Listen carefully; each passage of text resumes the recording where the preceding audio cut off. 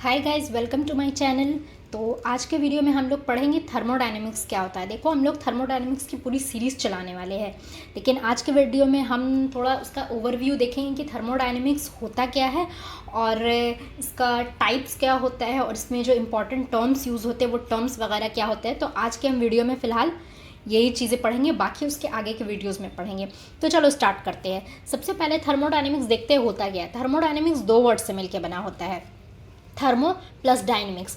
यानी कि थर्मो का मीन्स होता है हीट और डायनेमिक्स का मीन्स होता है मैकेनिक्स। यानी कि हीट के मैकेनिज्म को स्टडी करना ही थर्मोडायनेमिक्स कहलाता है। यानी कि हीट के मैकेनिज्म की स्टडी थर्मोडायनेमिक्स कहलाती है।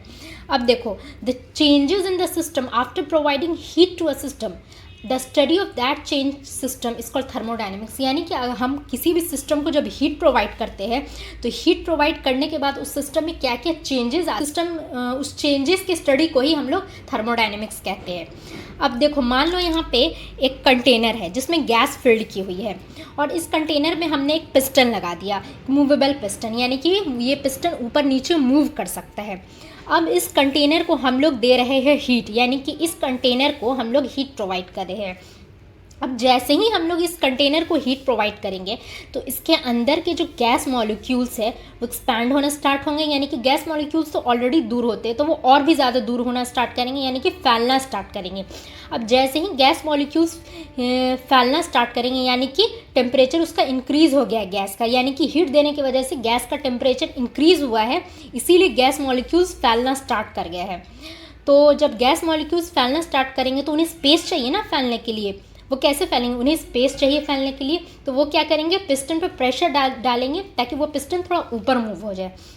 अब जैसे ही वो पिस्टन पे प्रेशर डालेंगे ऊपर मूव करने के लिए, तो ये पिस्टन जो यहाँ पे था थोड़ा ऊपर चला जाएगा, यानी कि समझ लो वो यहाँ पे आ जाएगा ये पिस्टन, यानी कि थोड़ा ऊपर मूव हो गया। हीट देने की वजह से उस पर एक वर्क डन हुआ। गैस मॉलिक्यूल्स को फैलने के लिए स्पेस चाहिए, उसने पिस्टन पे प्रेशर डाला, ऊपर मूव कर गया। तो हम लोग यहाँ पे देख सकते हैं कि हीट देने की वजह से यहाँ पे क्या हुआ, गैस का टेम्परेचर इंक्रीज हुआ और इस पर पिस्टन पे एक वर्क डन हुआ। तो हम लोग कह सकते हैं ना कि हीट वर्क पे भी डिपेंडेंट है और टेम्परेचर पे भी डिपेंडेंट है। यानी कि हीट देने की वजह से गैस का टेम्परेचर इंक्रीज हुआ, पिस्टन पे एक वर्क डन हुआ, पिस्टन ऊपर मूव किया, जो पिस्टन यहाँ पे था यहाँ पे आ गया। तो हम लोग ये चीज़ें कह सकते हैं कि हीट का वर्क और टेम्परेचर दोनों पे डिपेंडेंस है। अब एक चीज़ हम लोग यहाँ पे ये भी देख रहे हैं कि हीट एनर्जी यहाँ पे मैकेनिकल एनर्जी में कन्वर्ट हुई ना, तो हम लोग ये कह सकते हैं कि हीट का एनर्जी में भी कुछ ना कुछ रिलेशन है। तो यहाँ पे हम लोग देख रहे हैं ना कि हीट, वर्क, एनर्जी, टेम्परेचर, इन सबका आपस में कुछ ना कुछ रिलेशन है। यहाँ पे ये चीज़ हम लोग यहाँ पे ऑब्जर्व कर पा रहे हैं। तो इन्हीं रिलेशन की स्टडी को एक्चुअली हम लोग थर्मोडायनेमिक्स कहते हैं। यानी कि हीट, वर्क, एनर्जी, टेम्परेचर, इनका जो आपस में रिलेशन, इन रिलेशन की स्टडी को ही हम लोग थर्मोडायनेमिक्स कहते हैं। थर्मोडायनेमिक्स का भी एक ओवरव्यू समझ लिया क्या होता है थर्मोडायनेमिक्स। अब इसमें जो बार बार टर्म्स यूज़ होते हैं, जो इंपॉर्टेंट टर्म्स होते हैं, जो बेसिक टर्म्स जो एक्चुअली इंपॉर्टेंट है, तो उनको अब हम थोड़ा समझ लेते हैं। Some basic important terms used in thermodynamics.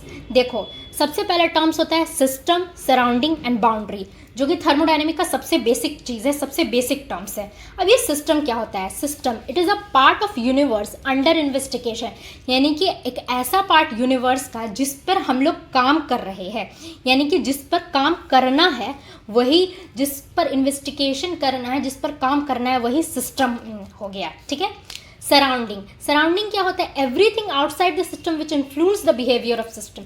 यानी कि उस सिस्टम के बाहर का जितना भी चीज़ है उसको सराउंडिंग में आ जाता है। अब देखो, इसका थोड़ा हम लोग day to day life example से समझते हैं।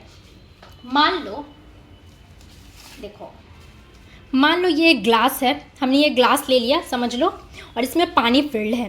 तो यहाँ पे हम क्या कह सकते हैं, ये जो पानी है ना, ये सिस्टम है।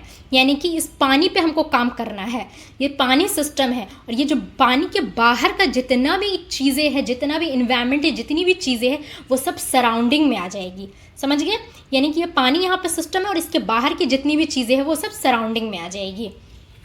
अब देखो, तो यहाँ पे हम क्या कह सकते हैं, everything outside the system which influence the behaviour of system. यानी कि बाहर की जितनी भी चीज़ें जो इस सिस्टम पर अपना इफेक्ट डालती है, जो इन्फ्लुएंस करती है सिस्टम के बिहेवियर को, वो सराउंडिंग कैसे कहलाता है। अब तुम मान लो कि यहाँ पे अभी विंटर चल रहा है, मान लो कि यहाँ पे अभी विंटर चल रहा है और ये अंदर का पानी जो है ये नॉर्मल वाटर है या गर्म वाटर जो भी है, तो ये यहाँ पे विंटर चल रहा है तो ये बाहर का सराउंडिंग इस पर इफेक्ट डाला, ये इसका टेम्परेचर को माइनस करेगा, टेम्परेचर को गिराएगा, इसको ठंडा करेगा, तो यहाँ पे बाहर का सराउंडिंग इस पर इफेक्ट डाला ना, तो यहाँ पे हम यही कह सकते हैं कि everything outside the system which actually effect the which influence the behaviour of system, उसी को हम लोग सराउंडिंग कहते हैं। तो वो यहाँ पे हम लोग का सराउंडिंग जो हो गया ये बाहर की चीज़ हो, यानी कि बाहर का टेम्परेचर या बाहर का जो ये है वो इसको इन्फ्लुएंस कर रहा है अंदर के सिस्टम को, यानी कि अंदर के पानी को इन्फ्लुएंस कर रहा है। यहाँ पे पानी सिस्टम है और बाहर की जितनी भी चीज़ें हैं वो सराउंडिंग है। अब देखो एक और टर्म यहाँ पे आता है जो कि होता है बाउंड्री। बाउंड्री क्या होता है? Surface that separates the system from its surrounding. देखो, controlling the exchange of energy and matter, यानी कि ऐसा सरफेस जो सिस्टम और सराउंडिंग को अलग करता है, दोनों को सेपरेट करता है, उसको हम लोग बाउंड्री कहते हैं। मान लो ये पानी है, बाहर की चीज़ें सराउंडिंग हो गई और ये हमारा सिस्टम, यानी कि पानी एक सिस्टम हो गया। अब इन दोनों को अलग कौन कर रहा है?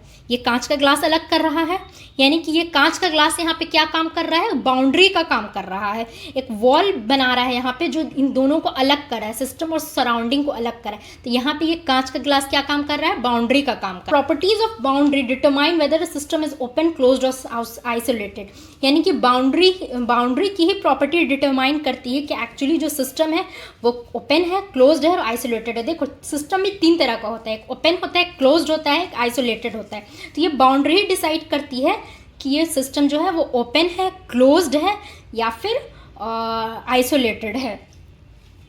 ठीक है, तो उसके बाद हम लोग अच्छा, एक सवाल यहाँ पे ये भी आता है कि बाउंड्री और सिस्टम और सराउंडिंग कभी इंटरेक्ट कर सकता है क्या? एक क्वेश्चन यहाँ पे ये भी आता है। तो देखो, इसका आंसर है कि सिस्टम और सराउंडिंग इंटरेक्ट कर सकता भी है और नहीं भी कर सकते। इसी के बारे में हम समझेंगे टाइप्स ऑफ सिस्टम में कि ये कैसे कर सकते हैं, यानी कि अगर सिस्टम और सराउंडिंग इंटरेक्ट कर रहा है पूरी तरीके से तो वो ओपन सिस्टम हो गया। तो इसी के बारे में हम डिटेल्स में इसमें समझेंगे। तो यहाँ पे हम लोग देख सकते हैं कि बाउंड्री की ही प्रॉपर्टी हम लोगों को बताती है कि सिस्टम ओपन है, क्लोज है या आइसोलेट है, यानी कि सिस्टम और सराउंडिंग आपस में इंटरेक्ट कर भी सकता है या नहीं कर सकता है। तो चलो अब हम लोग समझते हैं टाइप्स ऑफ सिस्टम क्या होता है। हम लोगों ने मेन टर्म देखी है कि सिस्टम क्या है, सराउंडिंग क्या है, बाउंड्री क्या है। यानी कि सिस्टम जो है ये यहाँ पे पानी है, सराउंडिंग ये ग्लास के बाहर की जितनी भी चीज़ें ये सब सराउंडिंग होगी जो कि इन्फ्लुएंस कर रहा है पानी को, यानी कि पानी गर्म होगा, उसका टेम्परेचर ठंडा होगा, क्या होगा क्या नहीं होगा, वो सब जो इन्फ्लुएंस कर रहा है सिस्टम के बिहेवियर को, वो यहाँ पे हो गया सराउंडिंग। और कांच का ग्लास तो बाउंड्री हुआ ही। अब चलो, हाँ, ये चीज़ें क्लियर हो गई। तो अब चलो हम लोग देखते हैं टाइप्स ऑफ सिस्टम क्या होता है। देखो, सिस्टम भी तीन तरह का होता है, आइसोलेटेड, ओपन और क्लोज। सबसे पहले हम लोग आइसोलेटेड सिस्टम देख लेते हैं कि वो क्या होता है। देखो, हम लोग जो थर्मल फ्लास्क यूज़ करते हैं जिसमें हम लोग चाय गर्म रखने के लिए या विंटर में पानी गर्म रखने के लिए यूज़ करते हैं, ये बेस्ट एग्जाम्पल आएगा आइसोलेटेड सिस्टम में।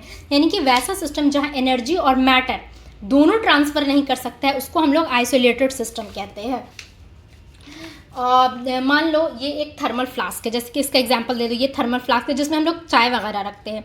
तुम इसको कह सकते हो कि ये मतलब अगर हम इसमें चाय गर्म रखें तो ये अंदर की चाय गर्म ही रहेगी, ये कभी ठंडी नहीं हो सकती, चाहे बाहर का कोई भी टेम्परेचर है या कुछ भी टेम्परेचर है, या बाहर की चीज़ें इसको इन्फ्लुएंस नहीं कर सकती। अब हम इसको टच भी करेंगे तो ये हमको गर्म ठंडा कुछ भी फील नहीं होगा, अंदर की चीज़ें जस्ट नॉर्मल रहेगी। तो ये हाँ, यहाँ पे ना एनर्जी चेंज और मैटर तो नहीं चेंज हो रहा है, यानी कि ये कम्प्लीटली पैक्ड है तो अंदर की चीज़ें तो बाहर नहीं आ सकती है।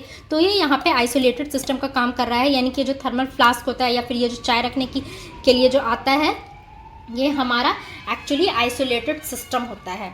अब देखो, ये ओपन सिस्टम और क्लोज सिस्टम क्या होता है। आइसोलेटेड सिस्टम समझ गए, यानी कि इसमें एनर्जी और मैटर दोनों चेंज नहीं होता है, दोनों ट्रांसफ़र नहीं होता है सिस्टम से सराउंडिंग में। यानी कि सिस्टम से सराउंडिंग में ना तो एनर्जी चेंज हो सकता है, यानी कि अंदर की चीज़ें अगर गर्म है तो गर्म ही रहेंगी और ठंडी है तो ठंडी ही रहेंगी, उससे बाहर से कोई ये नहीं, हम उसे टच भी करेंगे तो भी हमें कुछ गर्माहट या ठंडक नहीं फील होगी, तो अंदर की चीज़ें जो है वो वही रहेंगी और बाहर का टेम्परेचर उन्हें इन्फ्लुएंस भी नहीं कर सकती कि वो क्या होंगी।